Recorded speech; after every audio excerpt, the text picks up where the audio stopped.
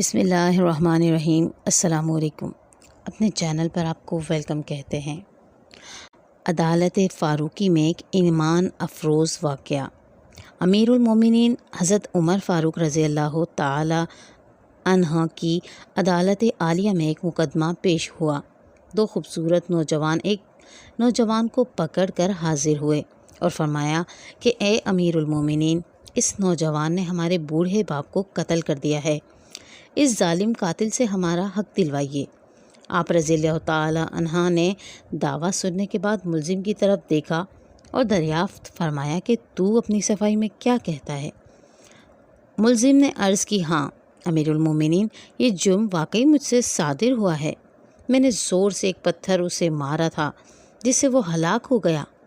فاروق اعظم رضی اللہ تعالی عنہ نے فرمایا، گویا تو اپنے جرم کا اقرار کرتا ہے؟ ملزم، ہاں امیر المومنین، یہ جرم واقعی مجھ سے صادر ہوا ہے۔ آپ رضی اللہ تعالیٰ عنہ نے فرمایا، پھر تم پر قصاص لازم ہو گیا اور اس کے عوض تمہیں قتل کیا جائے گا۔ ملزم نے جواب دیا، آقا، مجھے آپ رضی اللہ تعالیٰ عنہ کے حکم اور شریعت مطہرہ کے فتوے سے انکار نہیں، البتہ میں ایک گزارش کرنا چاہتا ہوں۔ ارشاد ہوا، بیان کرو۔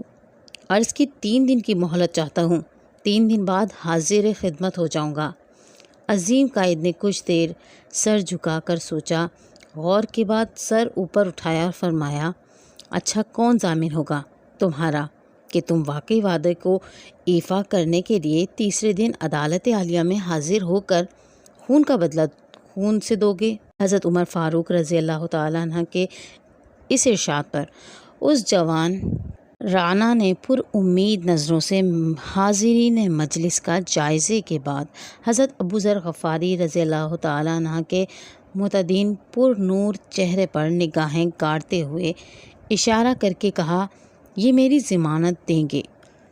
خلیفۃ الرسول نے ان سے دریافت فرمایا تو انہوں نے کہا، بے شک میں ضمانت دیتا ہوں کہ نوجوان 3 دن بعد تکمیل قصاص کے لیے عدالت میں حاضر ہو جائے گا۔ اس ضمانت کے بعد ملزم کو چھوڑ دیا گیا۔ 2 دن گزر گئے اور تیسرا دن آ گیا۔ جلیل القدر صحابہ اور مشیران خلافت دربار میں جمع ہوئے۔ دونوں مدعی بھی آ گئے، حضرت ابو ذر غفاری رضی اللہ تعالی عنہ بھی آ گئے اور ملزم کا بے قراری سے انتظار ہونے لگا۔ چوں وقت گزرتا جا رہا تھا، صحابہ کرام رضی اللہ تعالی عنہ کا اضطراب بڑھتا جا رہا تھا، کیونکہ ملزم ابھی تک نہیں پہنچا تھا اور وقت قریب آ رہا تھا، اور صحابہ کو ابو ذر رضی اللہ تعالی عنہ کی نسبت پریشانی ہونے لگی۔ 1-2 مرتبہ مدعیوں نے بھی دریافت کیا، مگر انہوں نے ہر مرتبہ یہی جواب دیا کہ اگر 3 یوم گزر گئے اور ملزم نہ آیا تو میں اپنی ضمانت پوری کروں گا۔ پریشانی کی کوئی بات نہیں۔ جب حاضرین پریشانی کی انتہا پر پہنچ گئے اور دہلا دینے والے انجام کے تصور سے سہم گئے کہ اچانک ایک طرف سے ملزم دربار میں آ حاضر ہوا۔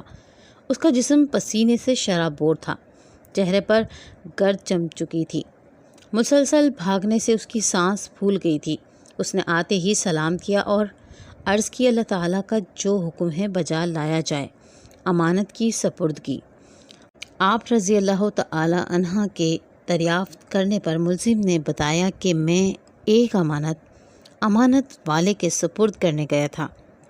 واقعہ یوں ہے کہ میرا چھوٹا بھائی ہے، والد فوت ہو گیا۔ موت سے پہلے اس نے میرے پاس میرے چھوٹے بھائی کے لیے کچھ سونا رکھا تھا اور وصیت کی تھی کہ جب وہ جوان ہو جائے تو اس کے سپرد کر دینا۔